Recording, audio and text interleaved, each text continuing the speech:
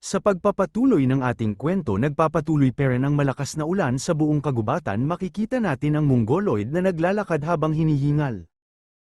At nakaabot na nga ang mongoloid sa lugar na kanilang tinutuluyan, sinimulan na ngang lumakad pababa at napasabi na ang ating bida raw ay maliit na tae kaya papatayin niya raw ito sa oras na ta. Nasambit din niya sa kanyang isip na ang lakas daw ng loob ng ating bida para magawa siyang mawala.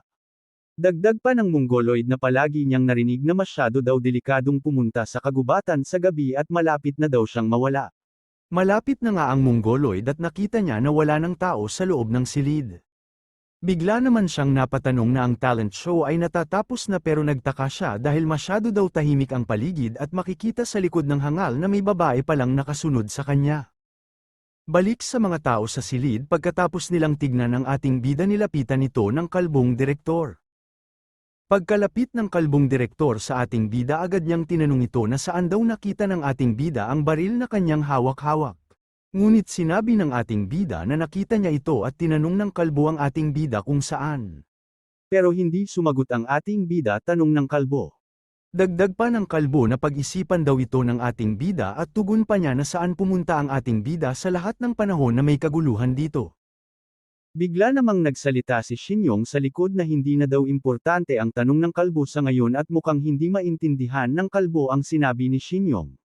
Sumang-ayon naman si Jaden sa mga sinasabi ni Shinyong na hindi na muna nila isipin ang mga bagay na yun dahil may namatay na mga mag-aaral at inaatake sila and mga halimaw. Dagdag pa niya na ang madaling bagay na kanilang magagawa sa ngayon ay tumawag ng polis at susubukan niya sa 911. Ngunit sa kanyang pagtawag, agad na nagring kanyang telepono nang malakas na nagawang masaktan ang kanyang tenga. Napatanong naman ang kalbo na anong problema niya dahil bigla itong napasigaw at sumagot naman si Jaden na hindi siya makatawag. Sinabi naman ng kalbo na ano ang ibig sabihin niya sa kanyang sinasabi, sabay kuha ng kanyang telepono at napatanong na paano ito nangyari. Kapareho sa cellphone ni Jaden, tumunog din ng malakas ang cellphone ng kalbo at napasabi ito na aw, samantala ang babaeng mag-aaral naman ay napasabi na sa palagay niya walang tutulong sa kanila at sumagot naman ang kasama nitong lalaki na ano na ang kanilang gagawin. Dagdag pa niya na kailangan na nilang tumakas sa lugar nato bago pa sila matulad sa mga nakahandusay sa sahig. Habang tinitignan nila ang mga namatay na mag-aaral, bigla na lang napatakip sa kanyang bibig ang babae. At hindi na nga nito napigilan ang kanyang sarili at tuluyan na ngang samuka at tinanong naman ito ng kasama niyang lalaki na ayos lang ba ito. Habang hinihingal sa kanyang pagsuka, bigla niyang napatanong sa kanyang kasama na ano ang mga nilalang na yon. Sumagot naman ang lalaki na ang iyong mga hula ay kagaya sakin kaya kinukulot niya ang kanyang pisngi dahil sa pag-aakalang bangungot, ngunit wala sa mga nararamdaman na ito ay totoo. Habang pinagmamasdan nila Shinyong at ng kanyang guro ang patay na katawang ng halimaw. Napapatanong na lang ito na anong klaseng mga nilalang ang mga ito dahil sa tingin niya hindi ito isang tao. Sumagot naman si Shinyong na noong huli niya itong sinuri, nakita niya ang pagkakaiba nito sa tao dahil tumutubo ang mga galami nito. Sabay bigla niyang tinignan ang ating bida at tinignan niya ang mga paa nito na walang sapatos. At bigla niyang kinuha ang sapatos ng namatay na mag-aaral na nagwang sumigaw ang kaklase niyang babae at napatanong na anong ginagawa niya. Ngunit sumagot naman si Shinyong na sinusubukan lang niya na manatiling buhay. Pumunta na siya sa kinatayuan ng ating bida at inabot ang pares ng sapatos at nagpasalamat naman ang ating bida rito. Sinabi niya sa ating bida na hindi sila maaaring manatili sa lugar na dahil masyadong delikado at dagdag pa niya na hindi niya alam ang baril na hawak ng ating bida. Dugtong pa niya na maaari mapatay nito ang mga halimaw, tama ba? At ang ating bida naman ay nakikinig lang sa mga sinasabi ni Shinyong. At sumagot na nga ang ating bida na mukhang epektibo nga ito sa mga halimaw na yon. Sinabi naman ni Shinyong na isuot raw ito ng ating bida, sabay hinulog ang sapatos sa sahig. Habang papalabas si Shinyong, sinabi niya na pumunta na sila sa teacher's lounge para kumuha ng kalamangan. Susunod na sana ating bida, ngunit bigla siyang napalingon dahil biglang nagsalita ang kalbo na ang kagaya daw nilang mag-aaral ay hindi dapat humawak ng mga bagay na delikado. Dagdag pa ng kalbo, kukunin niya muna ang baril sa ngayon, ngunit ang ating bida ay hindi gustong ibigay ang kanyang baril. Nabigla naman ang kalbo at tinanong ang ating bida na ano daw sa palagay nito ang kanyang ginagawa. Sumagot naman ang bida na hindi niya ibigay ang baril dahil sa kanya Ngunit sinigawan lang siya ng kalbo at tinanong na anong daw ang sinabi ng ating bida dahil wala pa daw ito sa tamang edad para makapunta man lang military at tinanong din niya ito na naranasan na ba daw ng ating bida na gumamit ng ganyan dati. Sumagot naman ng ating bida na naranasan na niyang gumamit ng ganito na ikinagulat naman ng kalbo. Dagdag pa ng ating bida na hindi niya ibibigay ang baril na sa kahit kanino man at kung susubukan nilang kunin ito sa kanya, hindi siya magdadalawang isip na barilin ito. Pinagpawisan naman ng kalbo sa mga sinasabi ng ating bida at tinanong ang ating bida na balak ba niya tak-oten siya nito. Ngunit nagsalita naman ang matabang bata sa likod ng ating bida na sa tingin niya na hindi nagbibiro ang ating sa kanyang sinasabi na ikinagulat naman ng kalbo. At tinawag ng matabang bata ang ating bida na maging totoo ito sa kanya dahil noong kinuha siya ng halimaw balak ba daw talaga ng ating bida na patayin siya. Hindi naman sumagot ang ating bida at nagkatinginan lang silang dalawa. At lumabas na nga silang lahat sa auditorium. Lipat sa Mongoloid na nagulat dahil may narinig siya sa kanyang likod, at bigla siyang napalingon rito. Sa kanyang nakita ito pala si Heyong na basang-basa sa ulan. Tinawag naman ito ng Mongoloid at kinumpirma na si Heyong ba talaga siya. Ngunit mahinang sumagot si Heyong na mga halimaw. Sanabi ng Mongoloid na dapat silang magkasama ni Mira sa ngayon at tinanong din niya ito na anong ginagawa niya sa lugar na ta at sumagot lang si Heyong na mga halimaw.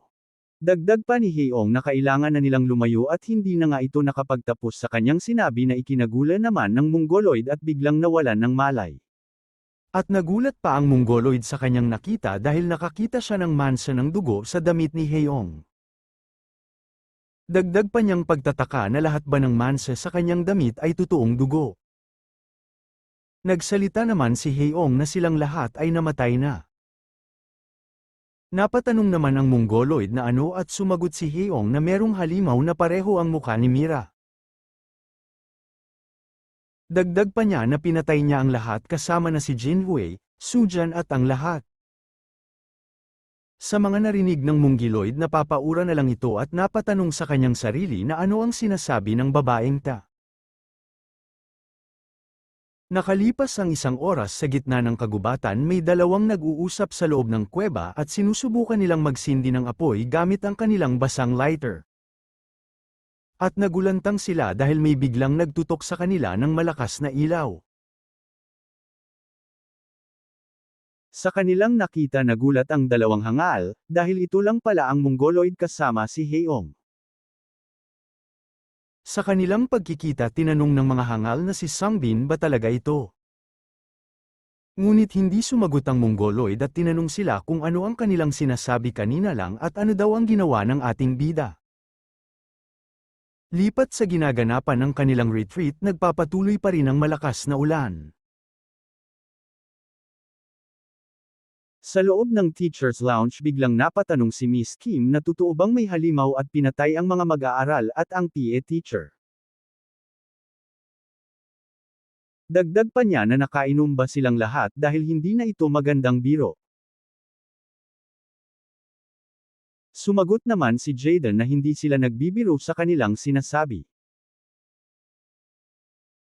Naniwala naman si Miss Kim rito at tinanong sa kanila na tumawag na ba ito ng mga pulis.